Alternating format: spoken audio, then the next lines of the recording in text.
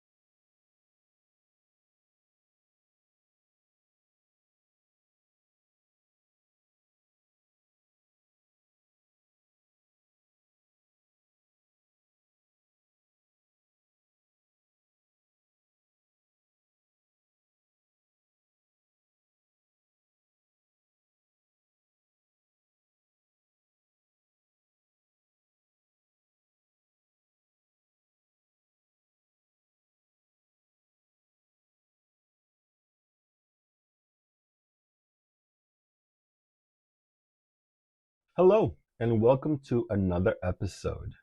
Today, I want to talk to you about awareness, the key to transforming suffering. For years now, I've struggled with overthinking, which is a challenge that has been a part of my life for as long as I can remember.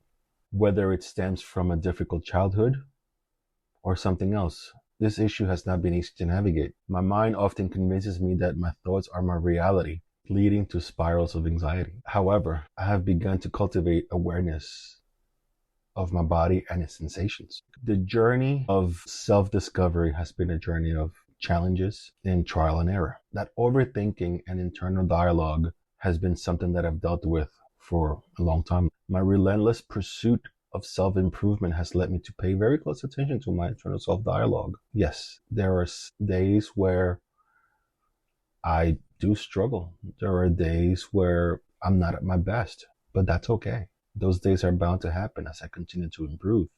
A lot of these thoughts aren't automatic. These thoughts are critical. They are persistent. It's like having a persistent internal narrator whose default mode is judgment rather than compassion. Some of the thoughts that I've had are, I should be doing better by now. And why do I keep messing up? These thoughts used to go unnoticed. And it wasn't up until recently when I recognized the emotional and physiological tension that these thoughts create. I've began to embrace self-compassion.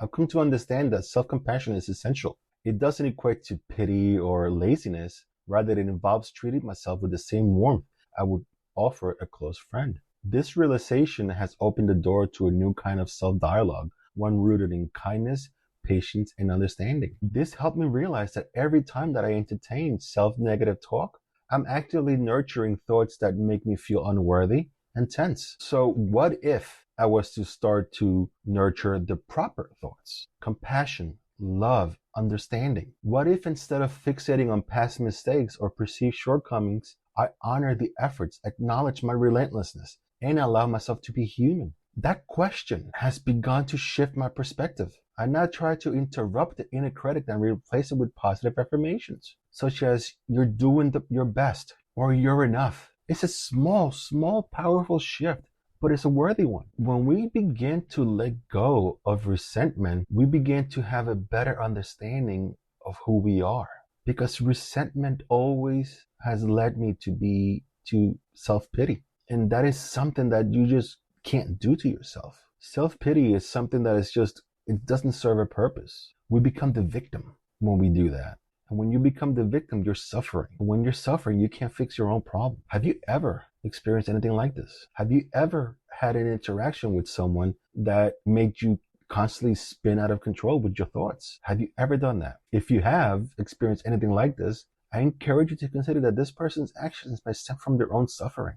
This reframing softened my reactions. I started imagining what it would be like to be in their shoes. And while it doesn't excuse their behavior, it allows me to respond with awareness and less judgment. I've also noticed that sometimes this behavior mimics something that I don't like about myself, which in turn helps me approach a situation with more empathy and love. When I begin to practice loving kindness, I think about meditation. Even briefly, it has helped me realize that some of the tightness and that I felt on my chest and my shoulders and my jaw came from that stress. And all of this was because of resentment and what it used to bring. And it was all self-induced. Keep in mind, it was all self-induced. For years now, I've been practicing meditation. When I first started meditation, I used to think that it was the dumbest thing ever. I could never focus. I could never sit still. Not even for 10 fucking minutes I could do this. Regardless, I continued to try and try and try again. Basically, I continued being relentless. And it is because of this that I now realize why meditation has been so powerful. Meditation has helped me realize that just because I have a thought, it does not mean that I have to fixate on it. Meditation has helped me realize that when I have a thought, acknowledge the thought and just let it go. Just poof, let it go. It's a lot easier said than done, but I'm now starting to realize this, so I'm able to do this a lot better. And a lot of times, the best way that I could let it go is by focusing on my breath or focusing on something else or on what I'm doing, being more in the present and out of my own head.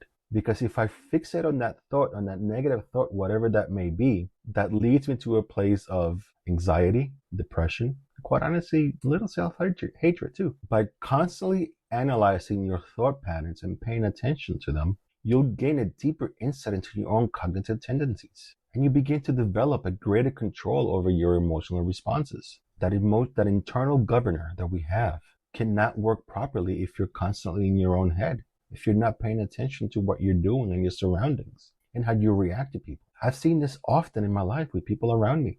The way they react, the way they talk to others, it says more about who they are than the actual people that they're interacting with. And it's more than likely because they are in their own head, overthinking every single scenario, whether it is trying to find out the why of a situation and becoming obsessed with the why and becoming obsessed with the idea of how that situation should have gone.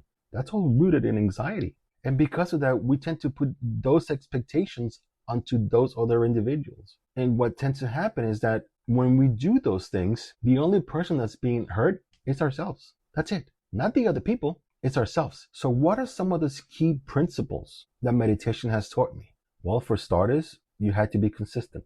You have to continually try and try and try and never give up on it. Because just like anything else, the more you practice, the better you become at it. We have to focus on our breath. A lot of times we don't even realize it, but we stop breathing because we're all so caught up in our own heads. And this is something that I've done. I didn't realize it until recently, where I just stopped breathing because of my anxiety just basically shuts me down. And it's been a bizarre experience when I realized that. We have to bring our awareness to the present moment. Shifting that focus to the present moment is crucial for overcoming anxiety. This principle alone emphasizes the importance of being aware of your current experience, rather than getting lost in past regrets or future worries. It's okay to have those thoughts, but just don't fixate on them. Because if you fixate on these thoughts, you start to spiral out of control. You have to self-analyze and think about why these thoughts are happening. When you consistently analyze those thought patterns during meditations, for example, can lead to greater self-awareness. And that's the key, that self-awareness. It's key to be able to grow and get better. It's not about what someone else does, but it's more about what you do, your own world, your own vision, your own perspective on the people around you and the world around you. You begin to develop patience as you progress in this journey. Acknowledging that meditation is a journey that takes time is vital. Your experience illustrates that meaningful change and understanding develop gradually, not overnight. Nothing in this journey is an overnight success. It takes time, patience. I know in today's world, we're more focused on instant gratification, but that's not how it works. It takes time, persistence, relentlessness, but it's entirely doable. This also helps you with meditation, also helps you with emotional regulation. You get to develop greater control over your emotional responses through the practice of meditation. It could enhance your overall well-being. by lowering your stress, focusing on your breathing, learning breathing techniques. One of the techniques that I've learned recently is box breathing. And that is when you breathe in for 4 seconds, you hold it for 4 seconds, you release for 4 seconds, you hold it for 4 seconds, and you continue that cycle. And what it does is it brings your awareness to the present moment, and it starts to help you relax by taking deep breaths. When you meditate, it also brings you a more balanced understanding of personal challenges. The principle alone encourages to view with difficulties with a sense of clarity and calmness, rather than being overwhelmed, which is something that I've always struggled with. When you become aware and you become mindful of the situations, you begin to become aware of the self-negative talk. We begin to realize that it is okay to feel this way. And it is okay to know that this too shall pass. There's nothing in life that's certain. The only thing in life that is certain is death, and we can't escape it. And you had to learn to accept that. We begin to be kinder to ourselves and our loved ones, of course, because if you begin to have self-compassion for yourself, that's eventually is going to show on others. It's not just an internal work.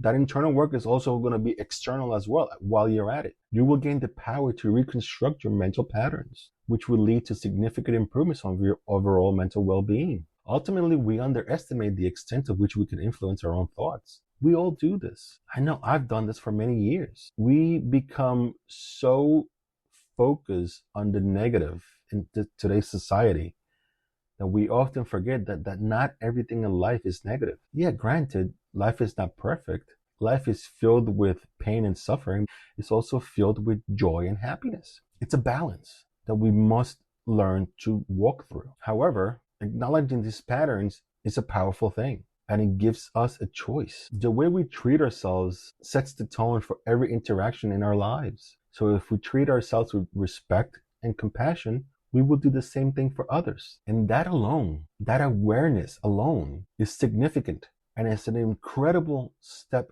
forward towards healing.